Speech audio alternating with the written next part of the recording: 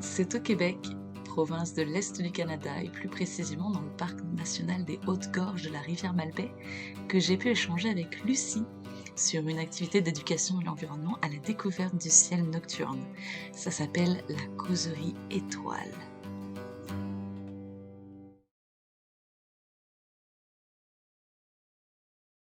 Bonjour, mon nom c'est Lucie. Je travaille pour le Parc national des Hautes-Gorges de la rivière Malbaie. Le parc fait partie d'un grand réseau, le réseau des parcs nationaux du Québec, qui sont gérés par la CEPAC.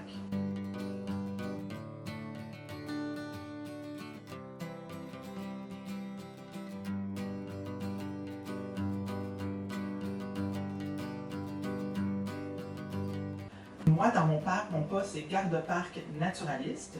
Et ma mission, c'est d'éduquer les gens parce que les missions des parcs, c'est de protéger, conserver et découvrir. Donc, nous, on fait partie de la mission de faire découvrir aux gens les beautés naturelles et la culture des parcs.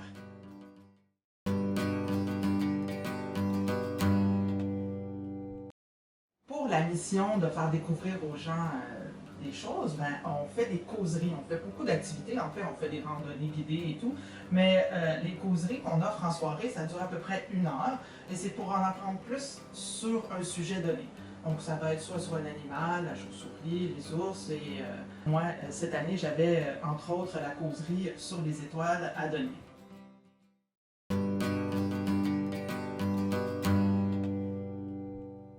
Puisqu'on fait partie d'un réseau, on a la chance d'avoir des gens qui sont très professionnels dans leur domaine. On a un parc qui s'appelle le Parc national du Mont-Mégantic et eux ont un observatoire.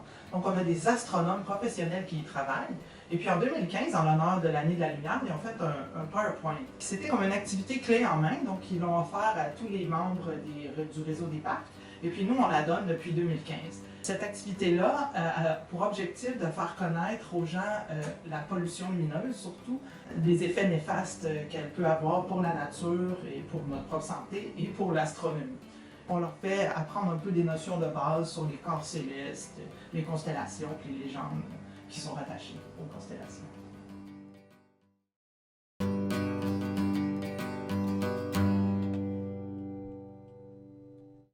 Alors c'est ça, hein, la difficulté quand on veut faire de l'observation d'étoiles, eh bien ça prend pas de nuages et souvent ben, on a beaucoup de nuages. Mais quand le ciel est dévoilé, donc quand il est bien étoilé, ben, en premier de toute façon on a toujours un PowerPoint au début qui va présenter la pollution lumineuse parce que c'est un peu le but, on veut conscientiser les gens, puis aussi on en offre des trucs comment ils peuvent chez eux à la maison essayer de contrer ce problème, hein, penser globalement, agir localement. Mais après ça, après qu'on ait fait la petite présentation, on va sortir dehors, puis je vais leur montrer les principales constellations et raconter les légendes grecques qui s'y rattachent. Et puis je le fais avec beaucoup d'humour parce que les légendes grecques ne sont pas pour toutes les oreilles et c'est beaucoup de familles qui viennent. Donc ça permet aussi de montrer les valeurs dans ces légendes-là sont assez choquantes. Et moi, à commencer. Je trouve ça incroyable mais vrai, mais bon. Donc, je vais raconter des légendes en faisant beaucoup d'humour et puis les gens ont vraiment l'air d'apprécier.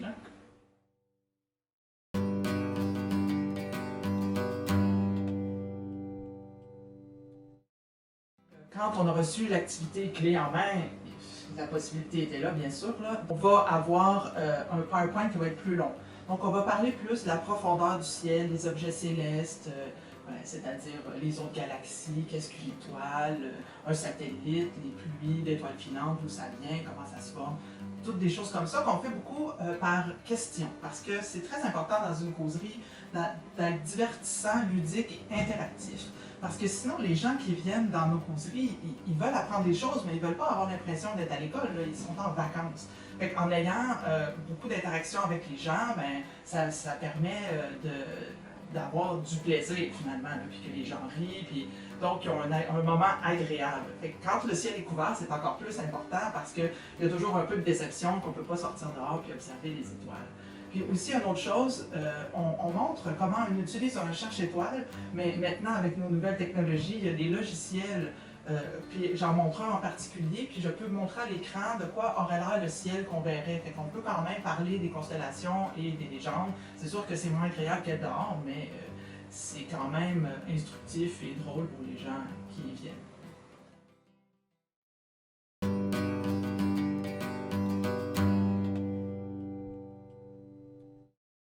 Le, le plus simple, mais aussi le plus difficile, il faut avoir une salle avec de l'électricité, un ordinateur, un projecteur, un écran. Tout ça, ça a l'air simple pour les gens qui sont en ville, mais quand nous, on est dans les parcs, on n'a pas nécessairement accès à ça. Donc ça, c'est une des contraintes que nous, on a ici au parc, parce que les gens, il faut qu'ils se déplacent quand même 8 km pour venir voir nos activités. Bon, donc on sait que les gens sont motivés pour venir. Donc qu'est-ce qui arrive, c'est qu'on a besoin de ce matériel-là, puis après ça, quelques cherche-étoiles qu'on montre. Mais c'est tout. Ensuite, on n'a pas besoin de d'autres matériels que ça. C'est sûr qu'il faut avoir fait un PowerPoint d'avance. Il y a beaucoup d'images, puis vraiment, il faut le maîtriser, notre PowerPoint. Mais c'est tout. Ça ne prend pas grand-chose. Connaître notre matériel et les constellations.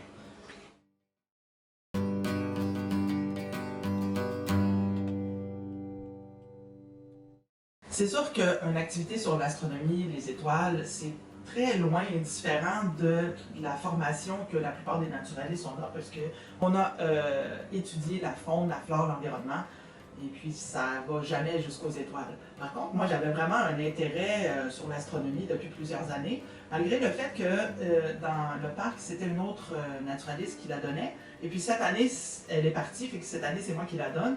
Il a fallu que je lise beaucoup, parce que c'est comme un sujet, comme j'ai dit, là, quand tu donnes le matériel, il faut que tu le maîtrises. On a tout le temps des questions qui arrivent de toutes parts. J'ai lu beaucoup, j'ai regardé des vidéos, je me suis même inscrit au club d'astronomes amateurs de la région pour aller voir des conférences, aller regarder les étoiles. Et puis, comme ça, ben, je me sentais prête là, à montrer les constellations et à recevoir des questions. Je trouve que ceux qui travaillent en milieu naturel, il y a comme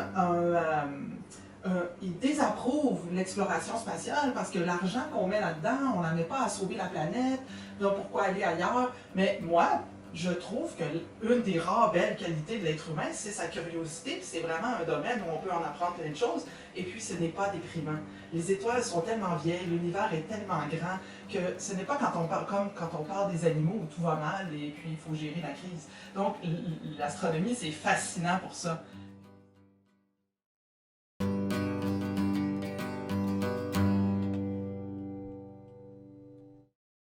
L'intérêt principal de cette causerie, c'est vraiment le ciel étoilé.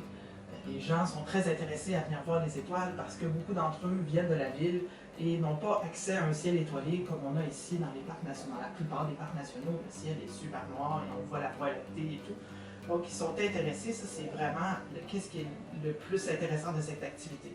Par contre, les contraintes, ben, il y a les nuages. Hein? Ça fait qu'il y a vraiment une grosse différence quand le ciel est beau. Il y a beaucoup de gens qui viennent à mon activité, puis quand le ciel est couvert, ben, la plupart ne viennent pas parce qu'ils pensent qu'il n'y a pas d'activité, puisqu'ils ne réalisent pas qu'il y a un PowerPoint au début. Donc ça, c'est une des contraintes. Puis aussi, ben, beaucoup d'apprentissage, parce que, comme j'ai dit, c'est très loin de nos matières, de notre connaissance de base, notre formation en tant que naturaliste. Donc, ça demande quelqu'un qui est passionné, qui veut mettre beaucoup d'heures à apprendre sur l'astronomie.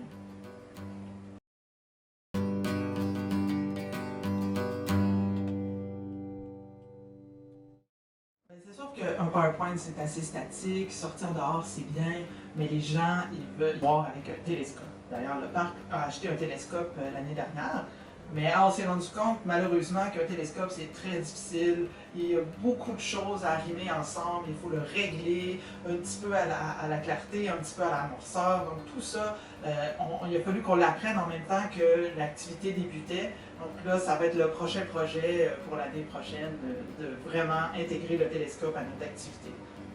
À vrai dire, utiliser un télescope, on s'est aussi rendu compte que ça prendrait 2 personnes, parce que vu que c'est un appareil qui est fragile, et s'il y a beaucoup trop de gens autour, ça prend quelqu'un qui explique pendant que quelqu'un surveille et veille à ce qu'une personne à la fois regarde dans le télescope. C'est comme une manière de faire qu'il va falloir revoir l'année prochaine, mais je sens qu'on va pouvoir y aller.